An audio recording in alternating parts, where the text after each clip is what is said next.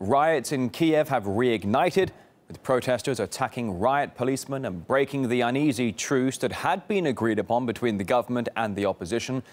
Rioters are reportedly using firearms, and some witnesses say there are snipers shooting at security forces. There are reports that more people have also been killed.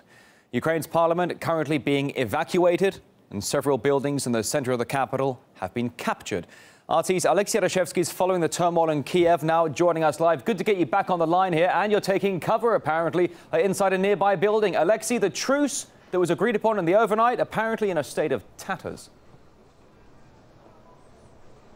There's no truce at all, Rory, at the moment. Just to give you an idea of what's happening right now, I would probably love to give you a better view of the Independence Square, which is just over here. But we were just shot at. We just saw a gunfire. It literally broke our window over here. You can see, I asked my cameraman to zoom in.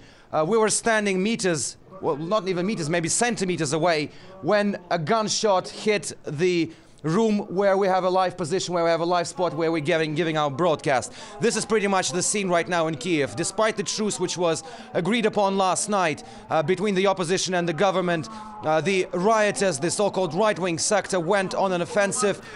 Several hours ago, I was witnessing down there, 7 floors down from where I'm standing right now, as they pushed the police from the barricades which they had reoccupied 48 hours before. Now they're mounting barricades again. We can hear bullets flying. I've seen several heavily wounded people carried both from the side of the police and from the side of the protesters. It's all true mayhem. We also felt some strong scent of, I can't say what it is, but it's something of a toxic substance in the air. Presumably it was used by rioters because we were standing at the side where the rioters were rushing at the police, and I smelled some sort of gas, but I don't know what it is, but it's quite toxic, and it was really hard to breathe. We do know as well that the parliament building is now being evacuated because the protesters, the rioters, are attempting to storm it. They have also managed to recapture several of the buildings inside the city center area. So it's all hell breaking loose right now. We heard from the government earlier on Wednesday that they will be implementing a counter-terrorism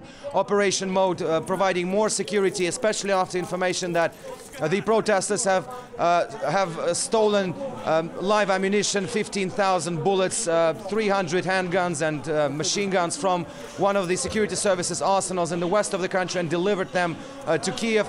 Just on our way to this live position, we saw a group of men, maybe 10, 15 men, standing in the lobby of the hotel, which is pretty much the headquarters of the opposition, of the rioting movement at the moment. We saw men with rifles and handguns just literally waiting for an order from their commander to move outside and attempt another storm at the police, probably. So this is not truce, that's for sure. I mean, it's far from being settled, definitely, because the right-wing sector, the core of the protest, they say that they will not be obeying to any orders coming from the opposition, and they heard nothing about the truce which was agreed last night between the opposition leaders and the president.